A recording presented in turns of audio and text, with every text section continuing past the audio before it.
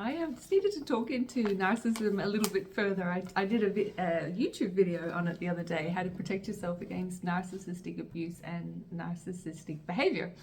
And what you'll notice this year is we've got enough light now hitting the planet, and we have enough people, you know, shining the light on a lot of darkness at the moment. So that's why we're seeing more and more of the shadow and the shadow governments at play, and all the work that they do coming to the surface. And we're going to see more and more of it on the 26th of January this year. What was it? There's a really important position with Neptune, and he is going to highlight basically what is been unseen is going to be seen. So there's a lot more. We're seeing lots of truth coming out, but there's a lot more. And you're probably noticing with you know, and people that you're dealing with, the narcissists now, including, you know, government organizations and government bodies, all this narcissistic templates is being dismantled. It's actually scampering now, I'm noticing. And so the more light you are shedding on yourself and coming into your own power and shining a light on the truth and really wanting to know truth and standing in truth, because as a collective consciousness, if we stand in truth and we emit truth and embody truth, what happens is the collective consciousness overrides everything that is, and so anything that's not of truth then is shown for us to then transmute as well. So the more you can be authentic, the more you can be truthful and shine your light, the more we will see the darkness being exposed, and people really putting their foot in it, so to speak. So yeah, look out for that on the 26th this month. That's going to be a big turning point, and we're going to see a lot of egg on faces, shall we say. It'll be very interesting to see how, you know, they even react, and even how they're going to deal with it. You know, it's going to be very interesting. But essentially, what we need to do too is not only to hold the light and hold the truth and authenticity, we need to hold the frequencies of compassion and forgiveness. We have to. And you know, I know some of what we'll see is going to be really shocking and really uncomfortable and not very digestible.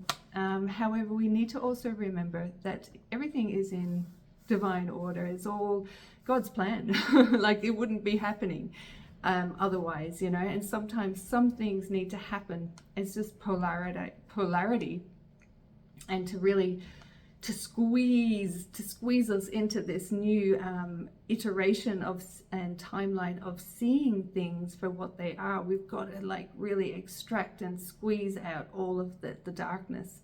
And then when we can do that, we can actually start transmuting all of that.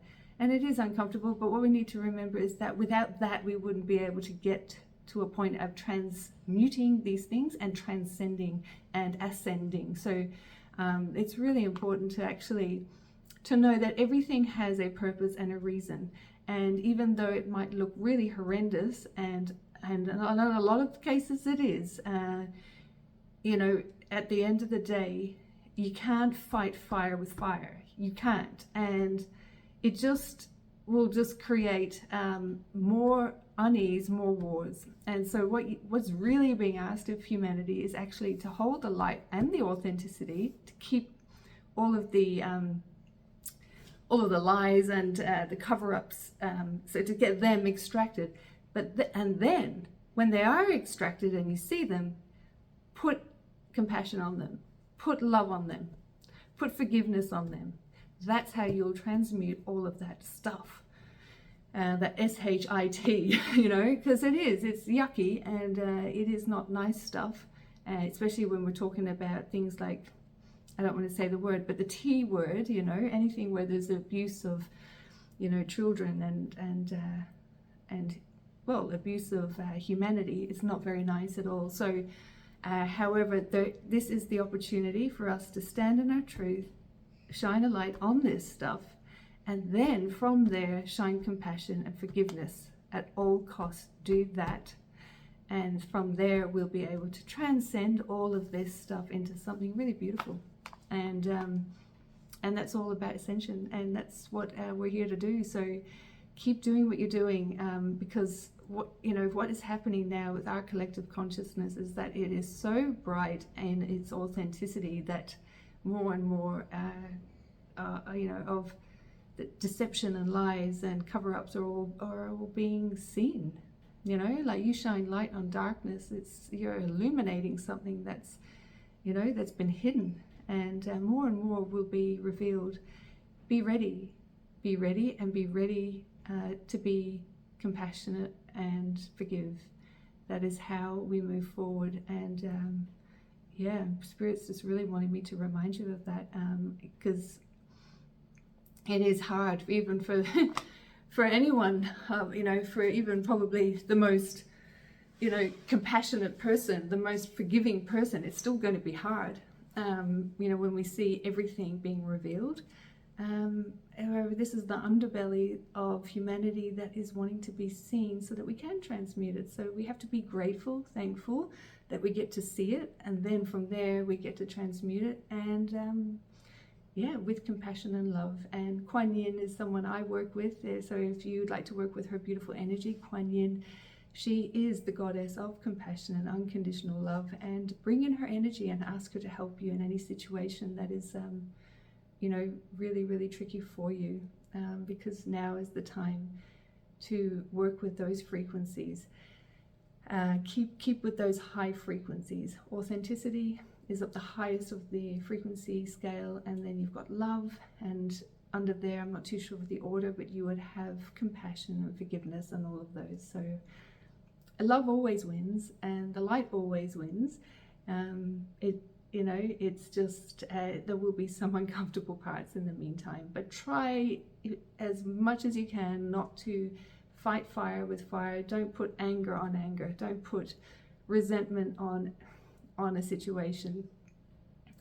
This is sort of like one of the quantum healing 101 hacks, is that the way to not fight it, but the way to transmute anything is to literally shine so much love on it and smother it with love. And love will help transmute everything. So I hope this helps, and it gives you a little bit of insight into how we're transmuting all the time, and how we're, as a collective consciousness, we are creating this new world that we're living in. And it's a good thing, it's a good thing to shine light on this, on the things that have happened in the world, that are happening in the world, even the things that we don't, we haven't even seen, some of it, when it's disclosed. We can talk about certain lists, if you knew who was on those lists, that's where forgiveness is going to be such an important thing, and knowing that those people, and I'm saying this from a place of really deep honor for the victims, because one of my very, very good friends was actually trafficked by one of these people, well, the main guy. So I have so much love and honor for these people and what they have gone through, and I have been through similar. So I'm saying it from a place of love and from a place of honor to the victims and the survivors, because that's how I like to call us, survivors of this stuff. However, what is needed now is forgiveness for the perpetrators. And just sit with that for a minute, because that might feel really uncomfortable. But I'm saying that as a survivor myself, and I'm saying that on behalf of a beautiful friend. I'm getting emotional because she passed and she went through it. And I won't say her name on camera, but she is you will know her because you'll know her story. And the thing is, I honor her and her journey of what she did, and she shed light on what happened, and she helped all the other survivors. and still the victims that are still going through it. So if it wasn't, for people like her, and that's why I'm saying it for a really, really deep honor. Like, I'm not saying this, I'm not coming from, what's the word? From a shallow perspective. I've thought very hard about this. This is quantum healing. This is forgiveness. And if you want a better world, you have to forgive. You have to. And I'm working with Isis today. She's working through me. Goddess Isis. And she's imploring us to forgive. Forgive. So on that note, it's a little bit somber, I know. But forgive. Don't forget, but do forgive.